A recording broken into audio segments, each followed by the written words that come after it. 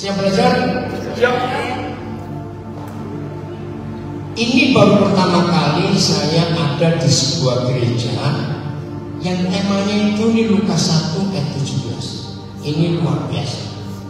Cuma saya nggak lengkap, saya akan lengkapi nanti aja. Oh, tolong cek suara saya. Bagaimana? Bagus semuanya. September 94. Mana yang bagian ini ketemu kok belum naik? Sudah mana?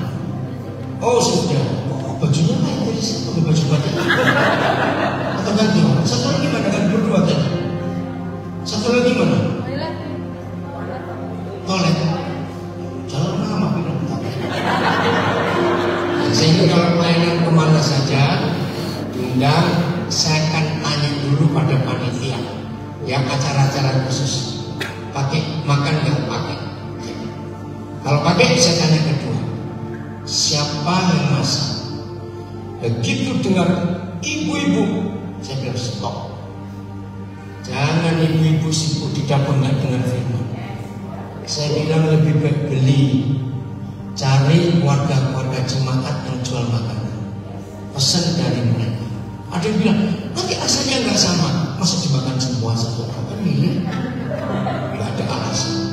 Ya, kalau saya pelayanan gitu, saya akan periksa dapur. Dapur harus kosong.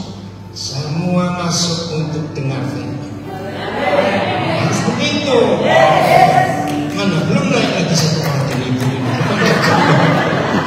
Saya akan lihat nih. Baik, siapa ya? September 84. Saya lupa tanggalnya. Itu pas saya di Salatiga bersama dengan mahasiswa-mahasiswi Universitas Kristen Satya Wacana. Mereka buat KKN 3 hari di Salatiga. Saya pembicara. Hari pertama selesai, hari kedua tiba. Saya lagi sore itu saya lagi santai, merenung semuanya. Saya di kamar kos salah satu mahasiswa.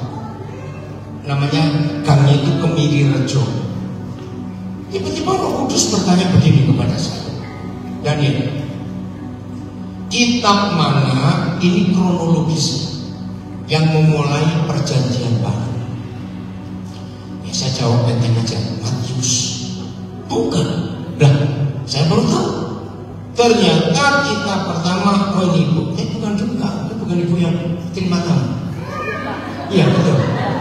Bukan tuh. Pada saya lihat tapi nggak pakai batik.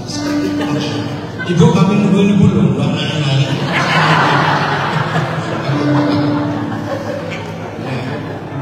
Terus saya bilang yang mana? Kan Matius jelas, betul nggak percaya baru ini? Roh Kudus kembali bertanya, kronologis, urutan-urutan. Nah saudara, tahun itu saya sudah 12 tahun menjadi anak. Saya bingung, kok bukan? Akhirnya saya mulai coba cari urutan kejadian. Ayo kira-kira siapa yang bisa jawab di sini? Saya coba ya Pak. Kenapa? Saya coba bisa. Boleh. Kejadian 1 atau 26. Kejadian 1 28. Ibu guru apa? 26. Kursi yang tulis Pak. Oh, Horas kursi yang tulis. Hampir betul. Saya hitung dikit ya. Itu nanti kita akan bahas. Kejadian 1 28. 26. 26 sampai 28. Jangan-jangan ibu pernah dengar khotbah saya. Oke, satu lagi, bukan. Ini kronologis perjanjian baru. Ya silakan. Lukas.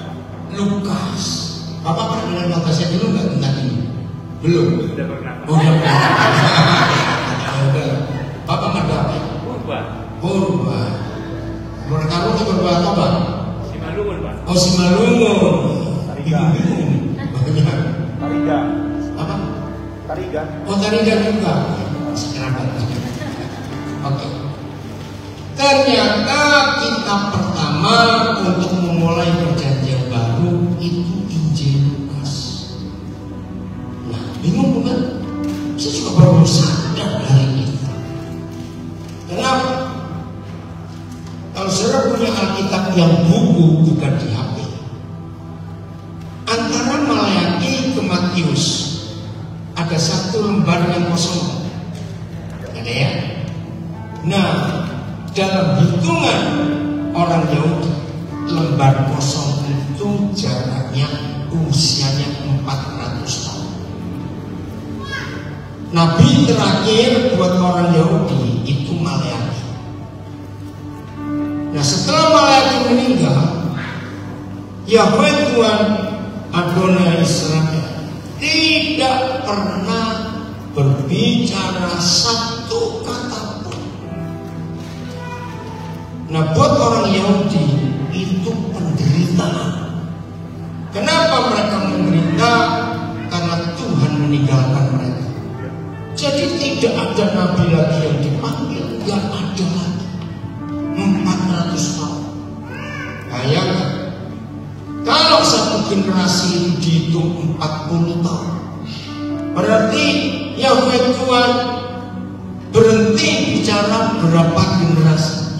10. Mereka gelisah dan mereka gelisah. Kemana Tuhan? Kemana? Kenapa kami ditinggal? Tetap tidak ada jawab. 400 tahun setelah Maleakhi, pertama kali Yahweh Tuhan hadir ke Israel melalui Gabriel, malaikat utusan, menemui imam besar Sakaria yang sedang menjalankan tugas di hari raya Kira-Kira. Bahasa Ibrani Yom Kippur. Nah, Yom Kippur itu hari yang paling suci buat seluruh orang Israel. Mereka punya 7 hari raya. Tapi hari raya Kira-Kira, kalau Indonesianya hari raya pendamaian, itu paling suci. Dan selalu di hari Sabat, itu Jumat. 50 tahun yang lalu, ketika mereka memperingati Sabat, memperingati Yom Kippur, 6 Oktober 73, waktu itu 3 negara Arab menyerang Israel. Dan ternyata diulangi oleh Hamas 50 tahun setelah itu, 6 Oktober 2023, dan perang itu belum selesai sampai hari ini. Buat orang Yahudi tidak boleh bekerja sama sekali. Nah, pihak mereka tahu, pihak musuh, kalau hari raya Kira-Kira ini mereka pasti kalah, karena tak boleh buat. Jadi diserang pun harus diam, tunggu besok. Nah, hitungannya kan hari Sabtu tanggal 7 Oktober, tapi itu masih Sabat, sebab mereka mulainya Jumat sore tanggal 6, baru selesai Sabtu sore tanggal 7. Jadi hitungannya sama 50 tahun setelah itu. Kita nggak tahu kapan yang bisa berhenti. Bukan urusan kita, biar mereka perang sendiri. Nah, hari itu ketika imam besar Sakaria sedang bertugas di hari raya Kira-Kira, masih ingat Gabriel datang bukan?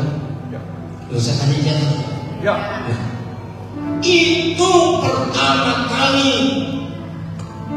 Tuhan Yahweh mengunjungi Israel kembali setelah 400 tahun. Lama banget. Nah, ini yang buat saya berubah total dalam pelayanan. Sekian banyak pewahyuan firman yang saya terima, saudara. Belum pernah saya menerima sebuah pewahyuan dengan konsep ini. Kita mau pelajari ini. Sampai saya itu meraung, saya nggak cuma menangis, meraung, sepukul-pukulan. Sampai itu mahasiswa kos di sebelah kamar saya depan, mereka ketok-ketok kenal, panggil panitia lama sekali. Kenapa saya betul-betul mengalami sebuah revolusi yang luar biasa. Nah, kita buka dulu Lukas 1:17 tapi secara utuh. Ini diambil bagian terakhir saja. Coba lihat utuh. Padahal kita bisa Ada. ada ya. Jadi saya nggak perlu roll. Oke, lihat ini. Luar biasa saudara, Tuhan kita kaget sekali. Udah? Bawah situ juga ada. Mana? Bawah ada Pak. Oh di bawah ada. Ini di layar bawah. Belum? Iya belum. Mana? Ini kan? Hei, kemana ini? Ada gangguan? Belum? Belum. Oke, kita baca yang kita. 1, 2, 3. Gimana ulangi? 1, 2, 3.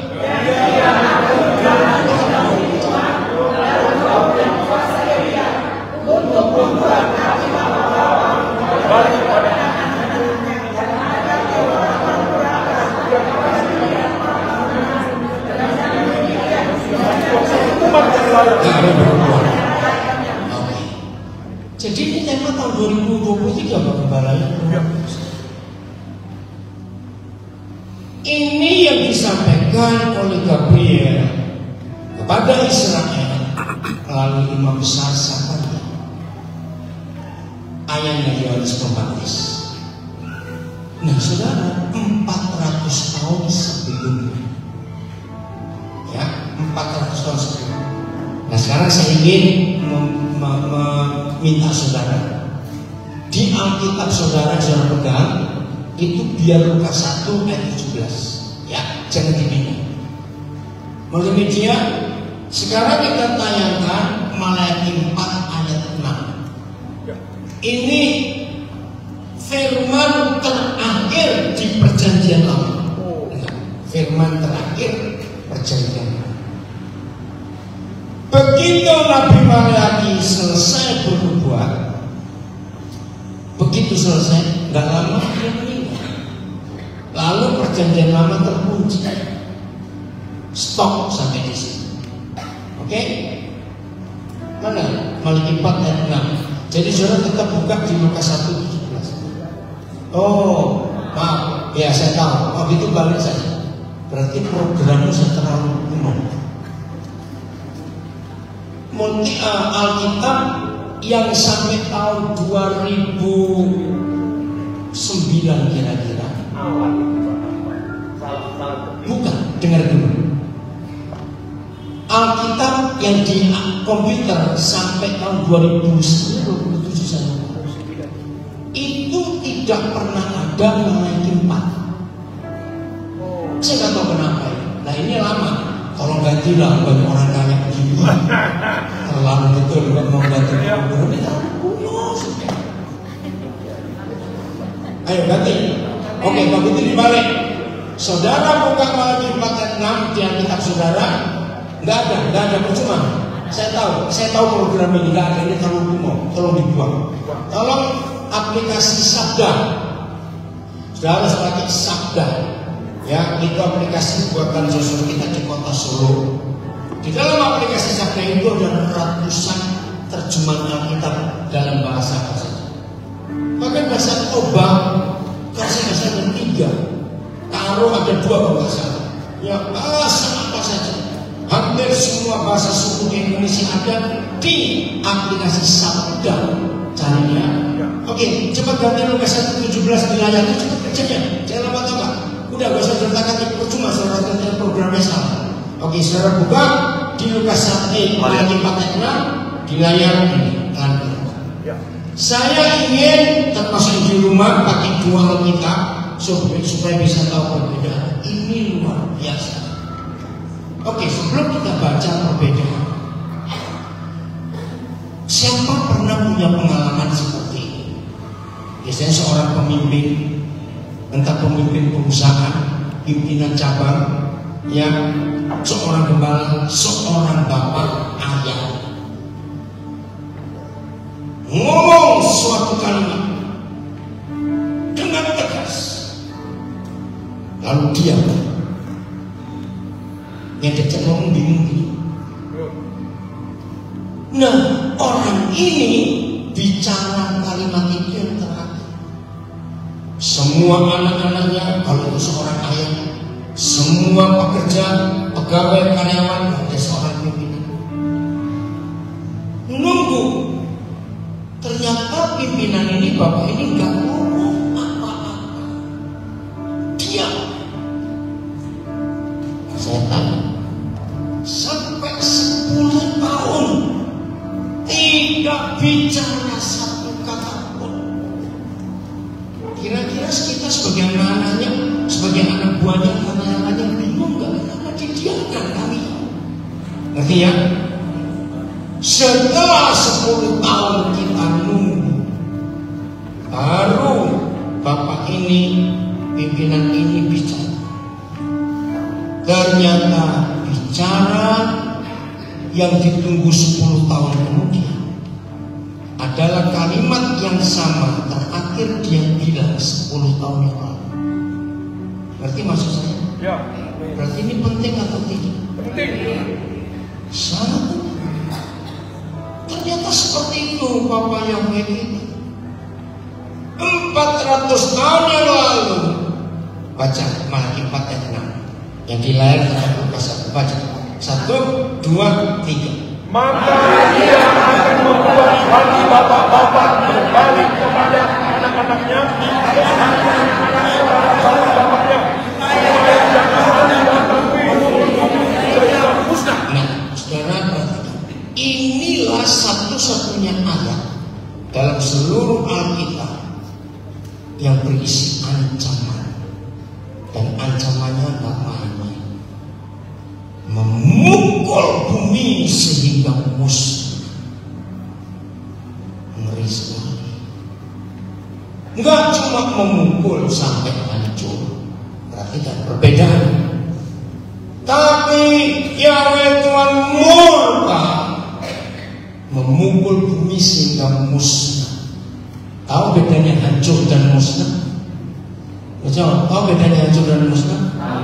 Mana yang lebih parah? Ada yang protes. Bukankah Tuhan pernah berjanji nggak akan menghukum bumi lagi? Itu kan pada zamannya. Saya bilang, baca baik-baik. Tidak akan menghancurkan bumi dengan air lagi. Itu kejadian. Tapi ini musnah. Ada seorang ahli ya, dia militer di Jerman, tapi dia anak Tuhan. Banyak negara ya, ada orang-orang tertentu ingin mengurangi jumlah penduduk bumi. Lihat ya, kasusnya COVID itu salah satu. Oke, kita serang mereka membuat apa?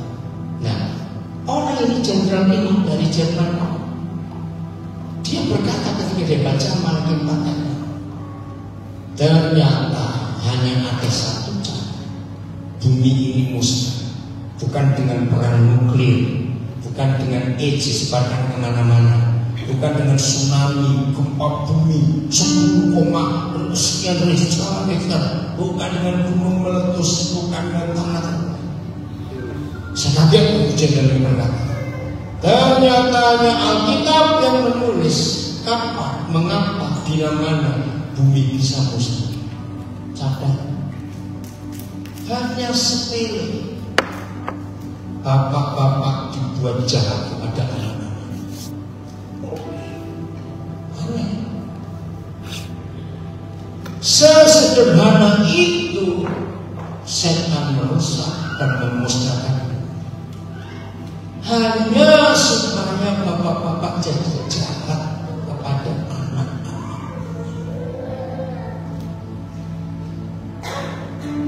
Ngeri sekali. Dan saya tanya ya, jujur.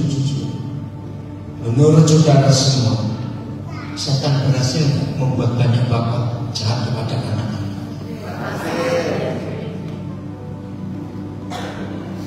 Ketika gereja sibuk, kau duduk dan megah, paksa peras jemaat untuk beri waktu untuk mau duduk. Bukan itu yang Tuhan minta. Ayo sekolah Alkitab, sekolah teologi. Bukan itu yang Tuhan minta. Jadi tugas gereja terbesar, pulihkan hati bapak-bapak untuk sembuh. Dan kalau bapak-bapak hatinya sembuh, bisa sayang anaknya lagi. Baru di Lukas 1:17 hukuman berubah menjadi menyiapkan suatu umat yang anak gereja berhasil membuat hati Bapak. Bayangkan 400 tahun dia. Tadi saya beri contoh cuma 10 tahun kita sudah pusing. Kenapa nggak ngomong-ngomong ini Bapak? Setelah 10 tahun dia baru ngomong lagi dengan kalimat terakhir. 10 tahun yang lalu dia mengucapkan. Sekarang kita lihat perbedaannya. Sekarang di Alkitab Saudara Malaikat 4:6 di layar Lukas 1:17. Baca, sama nggak kalimat pertamanya? Ya, belum baca satu kesesatannya di Alkitab Saudara Malaikat sama, betul? Belum saya tanya cepat jawab. Ya toh dengan kuasa roh ini, oke? Untuk membuat hati bapak-bapak berbalik pada anak-anak. Sama tidak dengan Maleakhi? Nah, ini mulai perbedaannya. Di Maleakhi supaya hati anak-anak berbalik kepada bapak-bapak. Tapi Gabriel bicaranya beda. Ayo baca.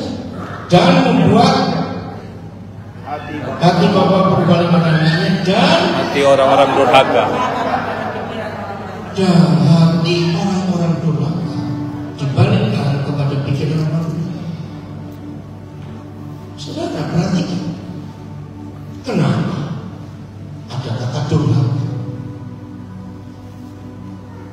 Siapa yang pernah membuktikan 80% lebih anak-anak muda ada di penjara itu karena disakiti bapaknya. 80% lebih anak-anak benci kepada bapaknya karena bapaknya nyakitin mamanya. Anak-anak gak terima. 80% lebih ketika bapak-bapak jahat, kejam, bengis kepada anak-anak, maka menurut Injil Lukas ini anak-anak itu jadi orang durhaka.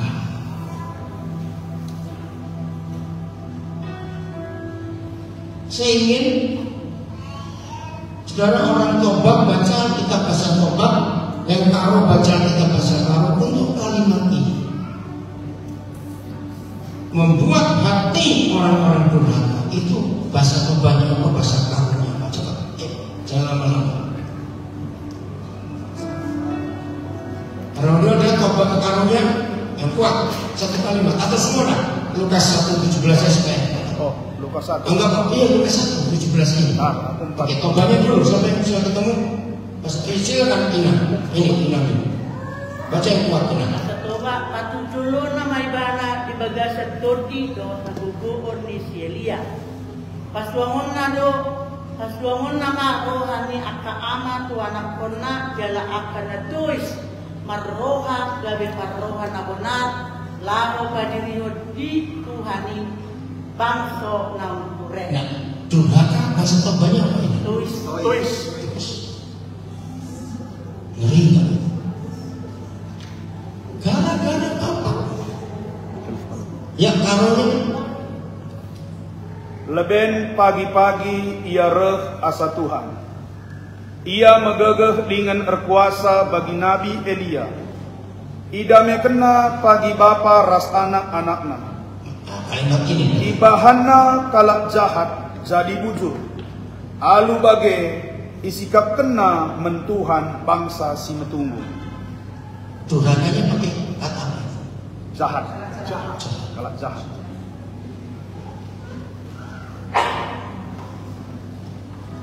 Hampir tidak ada mama benci anak itu, hampir tidak ada.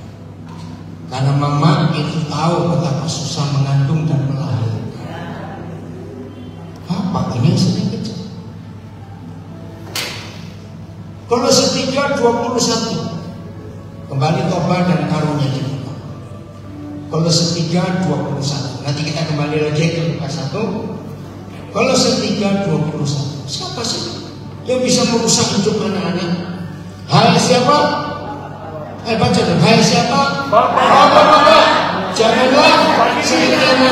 Nah, saya akan ganti dengan Injil Lukas terjemahan ini. Hai bapak-bapak, janganlah sakiti hati anak-anakmu supaya mereka jangan jadi durhaka.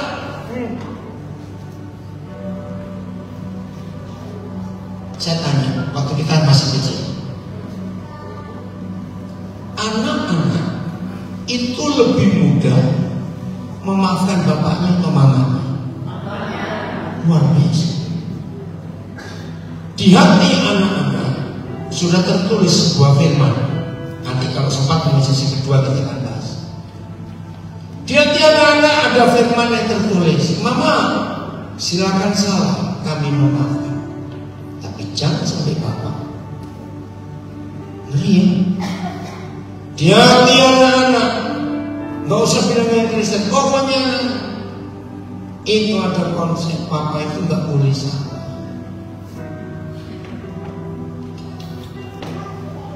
Maka itu ketika Bapak nyakitin anak itu durhaka. Ya, ayo bahasakan dulu bilang dan bahasa Tobanya ya. Kolose 3:21. O kam orang tua, ula rusursa junguti anaknu, gelah ula bene ukurna. Apa ada kata durhaka atau kata apa? Sakiti. Iya, jadi apa? Supaya anak tidak. Supaya jangan tawar hati. Oh, tawar hati juga. Ini bahasa Tobanya. Bahasa Toba, hamu aka ama-ama, unang gintali hamu aka anak pemuna, asa unang madele. Oh, bapak-bapak itu mama. Apa itu bahasa bapak-bapak? Ama-ama gintali. Apa kata apa tawar hati? Kalau kata gintali. Apa artinya apa bahasa Indonesia? Gintali itu mencemarkan hati anak-anak. Ya terus hasilnya supaya anak jangan apa itu hasilnya. Ya apa itu hasilnya? Putus asa, Kacau. itu. Saya ulang lagi pertanyaannya. Setan berhasil nggak membuat bapak-bapak kejam pada anak? Berarti setan berhasil membuat generasi durhaka. Karena para ama-ama tadi bapak menyedihkan saya. Mengapa ada bapak-bapak bisa kejam pada anaknya? Kemungkinan pertama 90% opungnya anak ini jadi bapaknya si bapak melakukan hal yang sama waktu bapak ini masih kecil. Dan dendam itu dia balas kepada anak-anak yang tidak tahu apa. Maka itu lewat pertemuan hari ini kita harus putus rantai setan. Jangan kita teruskan. Kalau tidak diputus, nanti cucu-cucu kita akan buat yang sama. Kapan berhenti? Maka itu saudara, firman Tuhan ini luar biasa. Kembali ke Lukas 1:17 di layar Alkitab saudara, Malaki 4 ayat 6. Ada perbedaan. Dalam Lukas 1 jelas, dan dengan demikian menyiapkan bagi Yahweh suatu umat yang layak bagi. Malaki tadi, kalau tidak, artinya kalau gereja di akhir zaman tidak berhasil membuat ayah-ayah bertobat, maka Yahweh Tuhan akan memusnahkan. Jadi ada harapan dan perjanjian baru. Ada harapan tidak? Maka itu kita harus seperti itu. Akhirnya sejak September 84 sampai hari ini, Tuhan percayakan saya waktu sebelum menikah, suami menikah, kami suami istri melakukan mengurus banyak anak-anak. yang nggak punya papa maupun yang punya papa tapi nggak pernah merasakan kasih sayang, demi supaya bumi tidak rusak. Maka itu masuk pernikahan harus benar. Jangan sampai kita meneruskan apa yang kita terima waktu kita masih kecil. Jangan. Nah, ini penyebab yang pertama, hampir 90%.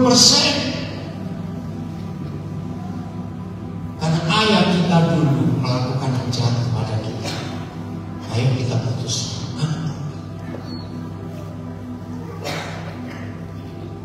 Siapa yang pernah dengar ada anak-anak kecil ngomong kalimat ini? Tunggu ya saya besar. Pernah dengar ada anak ngomong begini? Artinya apa? Balas dendam. Dendam kepada bapaknya. Tunggu aku besar. Ngeri.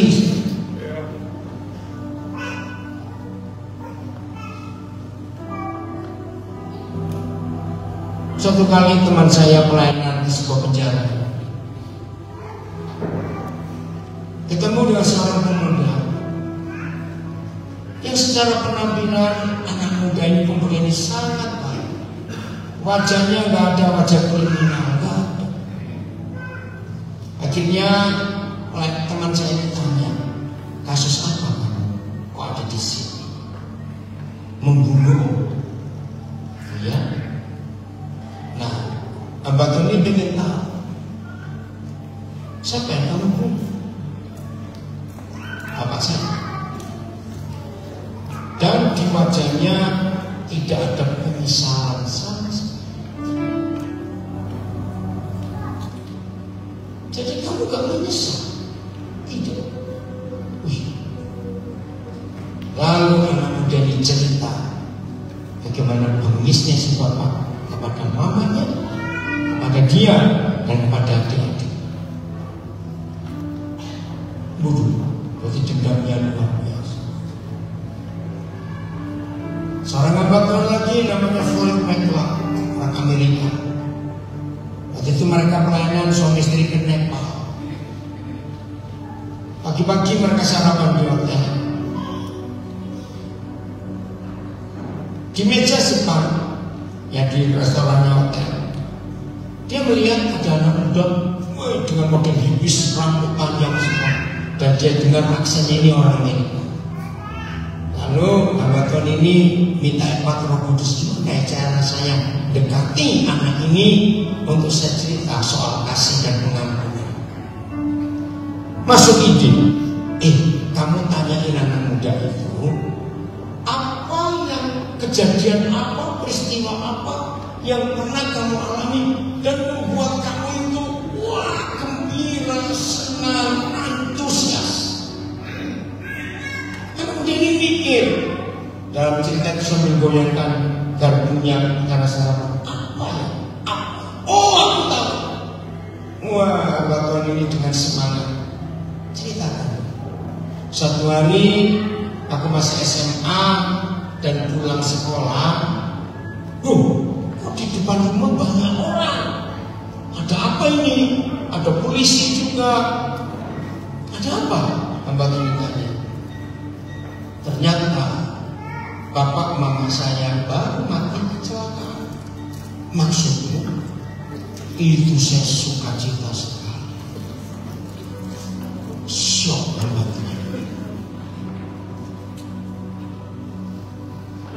Dan ternyata ada. Dan itu ditulis dalam buku, diterjemahkan oleh Abang Tuhan yang berhati baik. Luar biasa. Jahatnya setan merusak keluarga lewat suami, lewat ayah. Siapapun yang mendengar dan dimanapun, ayo hari ini kita bergerak. Nah, tema yang saya tulis untuk hari ini saya hadirkan surga dalam hidup sehari-hari kita. Hadirkan surga lewat hidup kita sehari. Gereja adalah satu-satunya kelompok manusia di dunia. Jadi, gereja adalah satu-satunya kelompok manusia di dunia yang diberi tugas yang sangat mulia, bukan pengecilan. Tugas mulia kita pindahkan surga ke bumi, supaya bumi jadi seperti surga.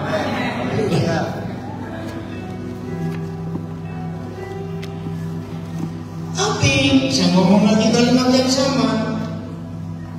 Gereja apa? Ingat, kalau hidup tidak menjadi seperti surga, pasti seperti neraka. Saya tanya lagi, setan berhasil membuat bumi jadi seperti neraka? Setan berhasil tidak membuat hidup jadi seperti neraka? Berhasil. Berarti gagal siapa? Kita. Bapa kami di surga, dikuduskan namamu terus. Nah, harusnya kita mendatangkan kerajaan. Datanglah kerajaanmu, supaya, nah ini terjemahnya salah, supaya bumi jadi sama seperti surga. Bukan datanglah kerajaanmu, jadilah kehendakmu di bumi seperti surga. Agak susah mengerti kalimat ini. Jujur, semiskin-miskinnya orang pindah rumah itu mudah atau ribet? Ribet, maaf ya, saya berkata semiskin-miskinnya orang pindah rumah. Apa yang buat kita repot untuk pindah rumah? Barang. Nah, tahun 70-an Roh Kudus beri saya ilustrasi. Kenapa gereja gagal? Sudah 2000 tahun Tuhan perintahkan kita pindahkan surga ke bumi, kita nggak keras. Jawabannya kedua, karena kita belum tahu barang surga itu apa saja. Betul? Nah, logikanya sekaya-kayanya orang kaya, masa meninggalkan rumah 2000 tahun nggak selesai-selesai? Nanti istiqomah selesai. Ini ada apa dengan gereja? Ada apa dengan gereja sehingga diminta satu saja pindahkan surga ke bumi? Tapi gereja sibuk dengan doktrin, perang nama, sibuk dengan liturgi, sibuk dengan baptisan, sibuk dengan bangunan gedung Allah, sibuk terus.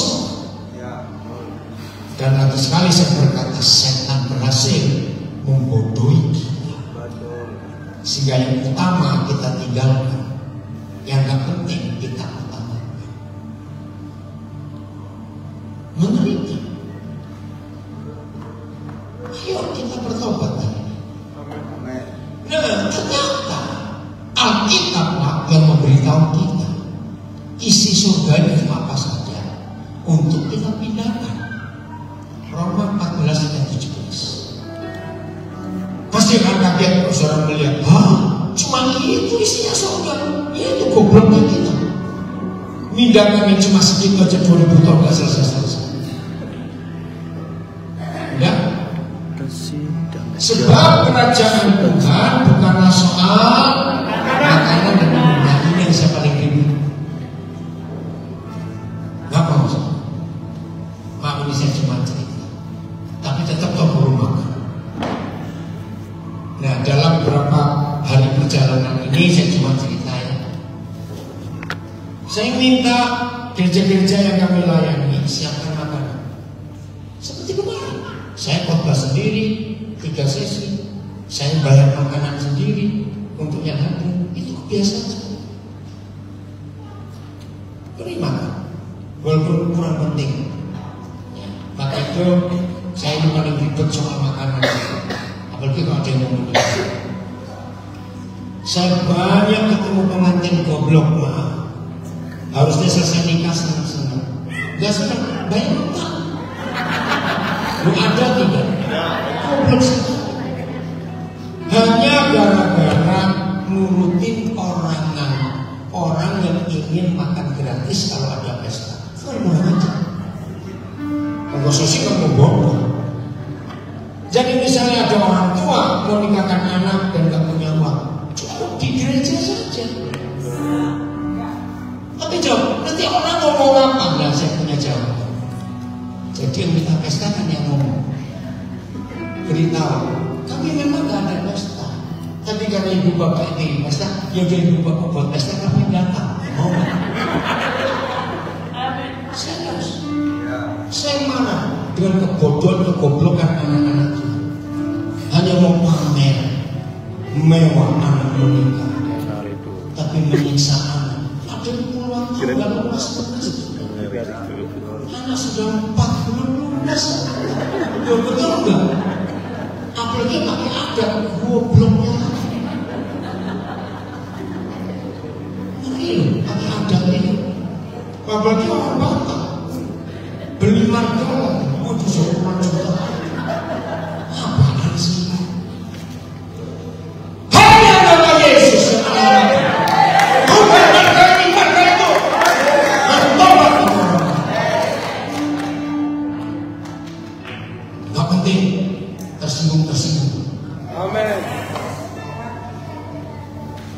Setiap kali saya bertanya Batak, saya selalu menghancurkan kalimat. Kata-kata dari mulut orang Batak.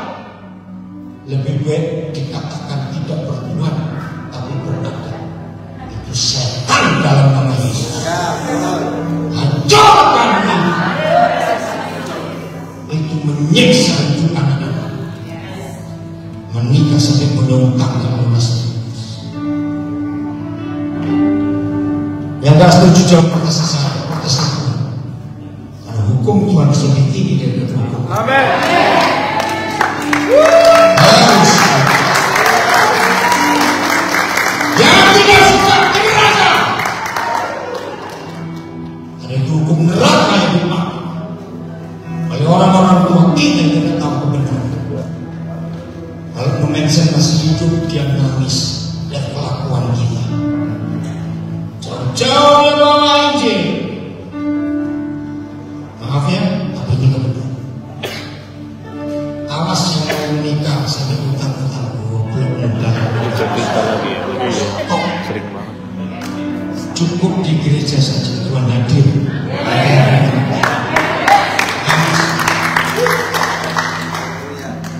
Ya, lalu apa soal surga?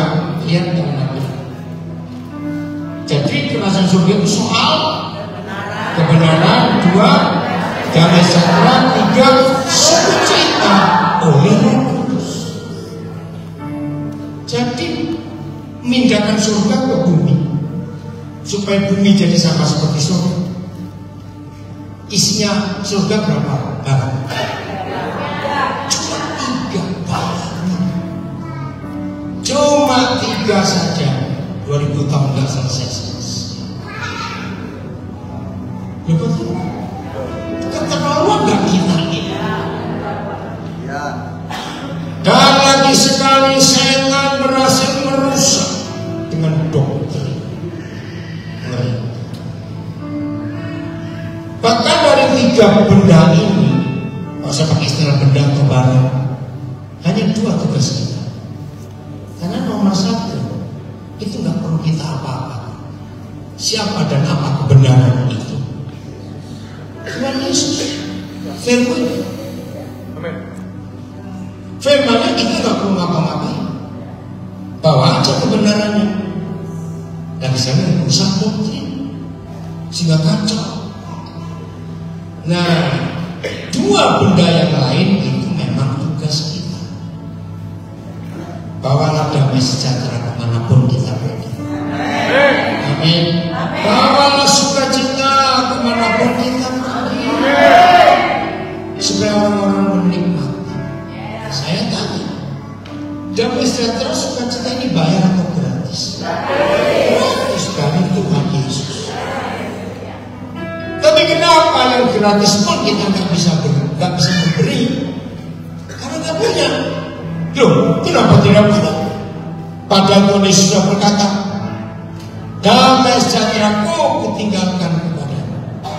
Damai sejahtera-Ku sendiri, Yohanes 14 ayat 7, yang kutinggalkan kepada kamu. Dan damai sejahtera ini tidak sama dengan yang dunia. Dan berarti seharusnya kita sudah punya damai sejahtera. Sudah, karena diberi oleh Tuhan Yesus. Tapi kenapa punya mau nggak punya? Karena damai sejahtera itu dicuri setan. Bagaimana cara setan mencuri? Dengan memunculkan kejengkelan. Jengkel itu sudah merusak damai ini. Bukan benci, kalau benci sudah merusak. Jengkel. Jengkel itu besar atau kecil? Kecil. Jengkol besar. Ya betul. Jengkol itu jauh lebih besar daripada jengkol. Jengkol itu kecil. Tapi kita sering kalah. Ayo hari ini kita merubah konsep. Nah, karena damai sejahtera ini gratis itu kita gak pernah bisa beri, sebab kita gak punya. Kenapa gak punya? Karena dicuri oleh iblis. Maka kemanapun kita pergi, apa lawan katanya damai? Dan tidak damai. Apa lawan katanya damai? Gelisah. Apa? Gelisah. Kacau apa? Gelisah. Gelisah. Lawan kata damai itu gelisah. Dengar baik-baik. Iblis itu sangat mengenali ketidaksukaan kita terhadap apa saja. Catat baik-baik.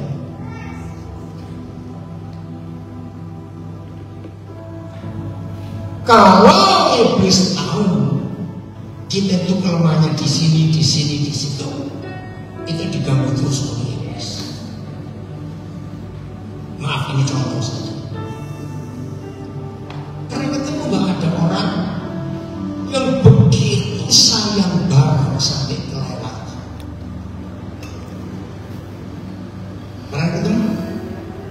Gak usah tanya pernah. Orang seperti ini kan jadi langganan setan untuk barangnya diganggu. Begitu barangnya diganggu, langsung damainya hilang. Ngerti sampai ini? Bagus nih. Maaf, ini saya cuma cerita supaya nggak tersinggung. Pernah nggak ketemu orang ini apa? Tiap hari saya apa mereka di undang lagi. Kalau di rumah nggak tahu kenapa hobi lihat meja, jangan sana ke dapur, bukan ada orang kayak gitu.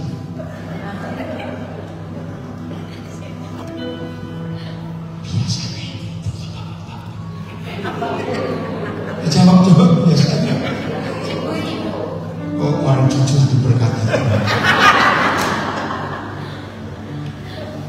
Nah, kalau ada istri dan mama seperti itu, kasihan yang tinggal serumah. Kenapa kasihan? Tangannya jadi begini. Kenapa tangannya begini? Kenapa tangannya begini? Cepat-cepat. Gak boleh pegang apa? Saudara, saya orang suka bersih. Catat, tapi jangan mau damai sejahtera dicuri oleh iblis. Ya. Nah, dengan contoh-contoh ini saya harap saudara tahu apa kelemahan kita. Orang seperti ini pasti sudah jadi membernya setan. Tahu kata member? Jadi langganannya setan. Nah, orang seperti ini tidurnya pun akan terganggu, nggak bisa tenang, nggak bisa damai. Coba, X. Percaya nggak hidup seperti ini bakal capek? Capek sendiri. Maka itu untuk pindahkan 3 bara yang terima kasih sudah ada di Yohanes 14:27. 2000 tahun nggak selesai. Padahal yang satu sudah Tuhan punya. 2 tugas kita. Masih kan Yesus pernah berkata di Yohanes 11:10, pencuri datang hanya untuk mencuri, membunuh, membinasakan. Tetapi Yesus datang untuk memberi hidup, bahkan hidupnya dengan abadi. Ya, jangan izinkan setan mencuri barang-barang surga yang penting. Sukacita. Masih ingat surat Filipi? Bersukacitalah senantiasa. Sekali lagi aku katakan bersukacita. Ini pun dicuri oleh iblis. Maaf, ini contoh lagi. Tapi jadi dulu jangan menolak saya. Satu keluarga mau pergi keluar kota, barang-barang sudah di mobil. Tunggu, balik lagi. Oh iya, koper dibuka lagi. Sudah. Tunggu, balik lagi. Maaf, biasa. Saya itu bilang, memang bawa anak itu ribet kalau pergi. Tapi jangan kayak begitu. Kalau kau lupa, Indomaret masih banyak di pinggir-pinggir jalan. Kenapa repot? Bukan nggak aman. Bukan saya mau ngilangkan Indomaret, itu banyak. Mau apa? Setuju atau tidak? Daripada mau berangkat bolak-balik. Koper saja terbolak lagi. Nah itu salah satu contoh kecil. Abah, kenapa kamu terlambat sekali? Dibilang ibadah jam 9. Awas. Nanti biarkan nasibnya masing-masing. Apa kamu bilang? Dia jadi anak saya sampai Abu Bakar gara-gara salah sambung itu. Begitu saya halo, bapak tukang bakso masih perlu tenaga. Masih bakso. Betul cerita. Saudara, ini loh yang setan buat. Gampang mencuri damai sejahtera dan sukacita. Siapa pernah ngalami ini? Contoh kecil. Suami istri pagi-pagi bangun masih di tempat tidur. Cerita, Ma, kemarin luar biasa itu berjaya nih. Si mama cuma, iya betul, luar biasa. Oh iya, nanti kata-kata pokoknya indah. Merenungkan firman, berdoa bersama, masih tidur. Indah nggak suami istri seperti ini? Indah sekali. Tiba-tiba salah satu bangun karena mau kencing. Ya saya nggak nyebut ini bapak ibu, pokoknya duduk ini mencengnya. Ya mulai itu. Tiba-tiba salah satu bangun duluan mau kencing, yang satu masih di tempat tidur. Begitu yang satu masuk teriak, mana sih giginya ini? Ribut, bisa nggak itu terjadi? Bisa nggak? Jangan saudara dong. Ada 2 menit yang lalu masih menikmati hadirat Tuhan. Baru masuk kamar mandi belum 2 menit ribut. Mana sih gigi? Ngerti contoh ini? Jadi begitu mudah setan mencuri damai sejahtera dan sukacita. Saya tanya kalimat ini. Jadi sebenarnya makin tua usia kita menghadapi setan-setan itu, harusnya siapa lebih pintar dari siapa? Bisa tanya, seharusnya siapa lebih pintar dari siapa? Coba jawab. Yang tanya.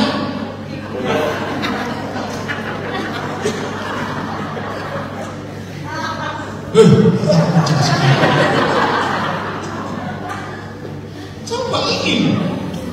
Jadi harusnya makin tua usia kita tuh kenal cara kerja setan seperti apa. Ya, jangan mau dibodohin lagi. Nah, bagaimana cara mengatasi? Supaya dalam hidup kita sehari-hari, kemanapun kita pergi, selalu damai surga nyata di dunia. Ternyata sederhana, mengampuni. Apa caranya? Mengampuni. Siapa yang kita ampuni? Bukan setan, bukan.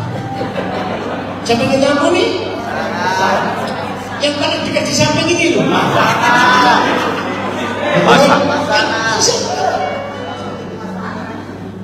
Oke.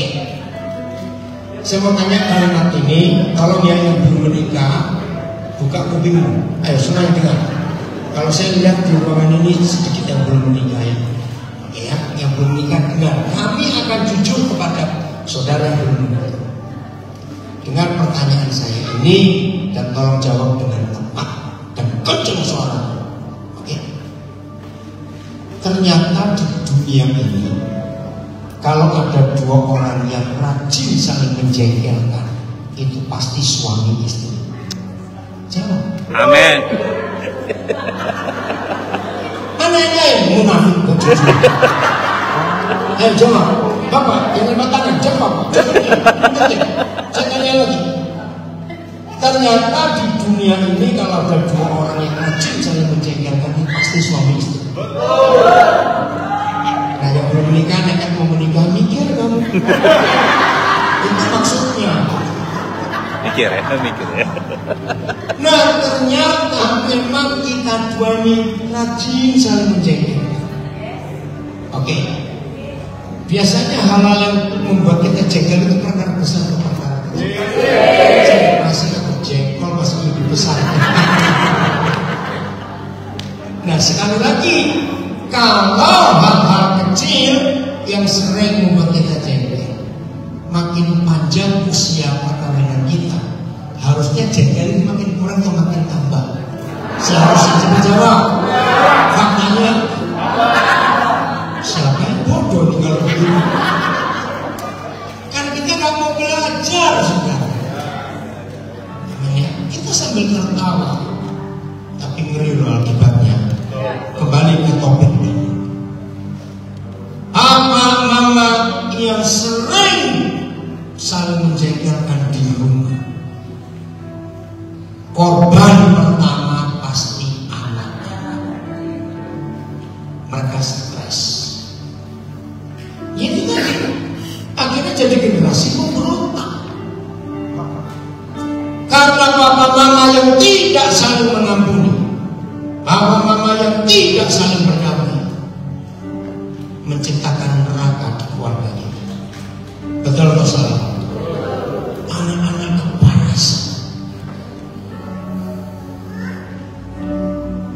Jadi hari ini di sesi ini, ayo kita belajar. Jangan izinkan mencuri tiga benda ini: kebenaran, damai sejahtera, sukacita oleh Roh Kudus. Itu barang yang sangat berharga, lebih dari emas 25 kilo, betul? Lebih dari uang berapa triliun lebih. Kebenaran, damai sejahtera, sukacita.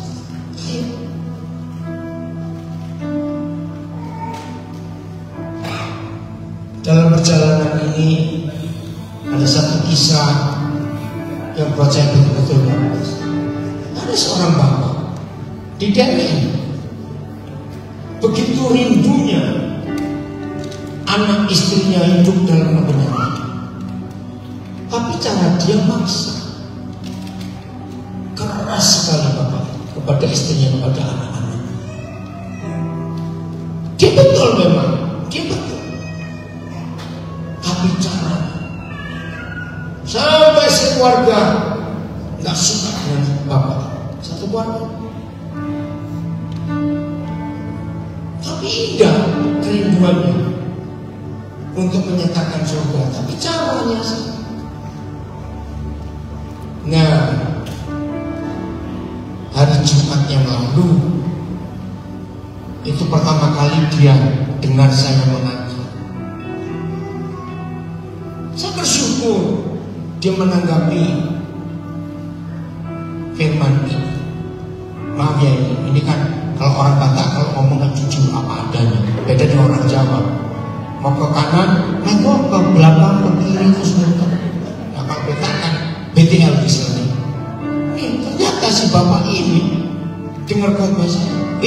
betul pendeta, ini guru pendeta. Terus anak saya pendeta tanya, yang lain apa? Kemarin waktu sampai di Mandogi, Bapak ini baca, tolong doakan saya. Saya mau berubah. Kiranya Tuhan masih memberikan kesempatan untuk saudara. Luar biasa. Karena firman dia mau berubah. Anak-anaknya dibentak-bentak dengan firman, emak tidak suka. Walaupun betul.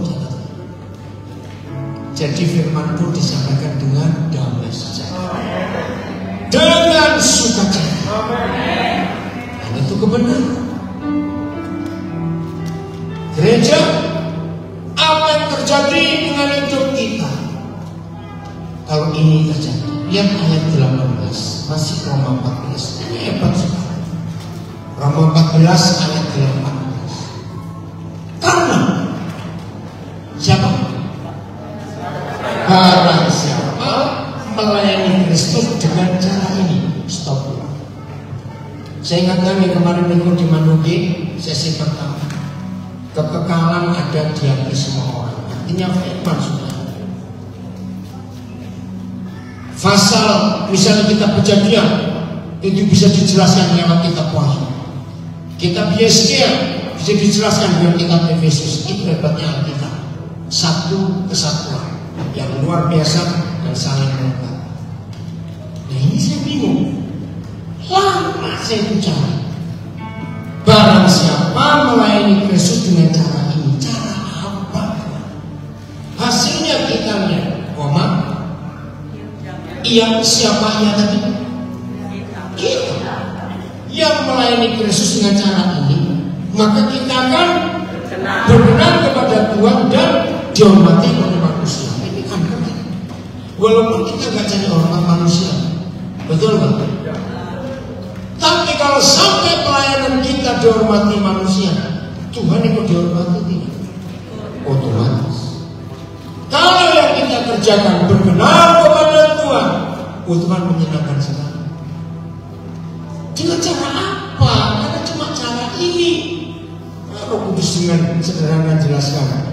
Daniel, kenapa kamu pusing-pusing? Ya dengan cara yang 17. Kebenaran, sukacita. Ngerti gak maksudnya? Iya. Apa? Kebenaran, hadirkan surga kebenaran. Dengan menyatakan kebenaran, damai sejahtera, sukacita. Oleh Roh Kudus, maka apa yang kita kerjakan menyenangkan hati Tuhan dan manusia akan menghormati kita juga. Amin. Bukan kalau ini doang. Nah, selama ini kita sibuk hanya untuk menjaga nama baik organisasi kita. Selama ini kita sibuk hanya dengan doktrin gereja kita. Mulai hari ini harus kita sibukkan adalah hadirkan surga di hidup kita sehari-hari, dimanapun kita pergi. Hanya menyatakan damai sejahtera dan sukacita kepada setiap orang yang kita temui. Nah, gereja gagal menyatakan surga karena satu hal saja, bukan dua, bukan tiga, apalagi 10 tim. Nah, kalau penyebabnya gagal hanya karena satu hal saja, gampang diatasi atau susah diatasi? Gampang. Ingin tahu? Kalau saya nggak mau saja. Ingin tahu nggak penyebab gagalnya gereja menghadirkan surga di tengah-tengah dunia? Betul? Kalau sudah tahu risikonya? Kalau saya tanya, apa risikonya? Tuhan tutup. Kalau sudah tahu, betul? Ya, saudara saya terlanjur ngomong, saya harus ngomong. Risiko ditanggung yang benar. Apa tidak benar? Ternyata pengalamannya cuma satu. Gereja pelit. Bahasa Toba apa pelit? Polit. Polit. Begitu. Karena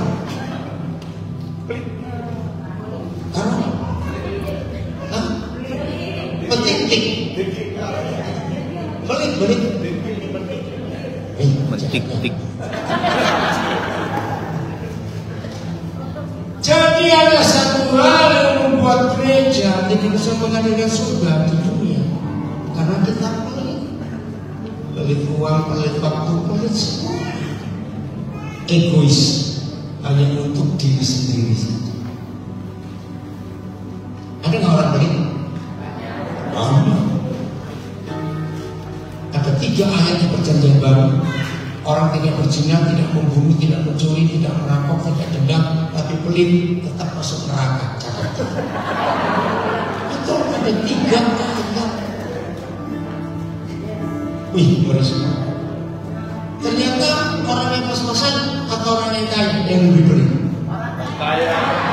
Itu jawabnya kaya susah-susah. Itu kata Tuhan Yesus. Dia kata Tuhan Yesus yang ngomong. Serius. Hari ini mau berubah hidup? Hadirkan surga hidup.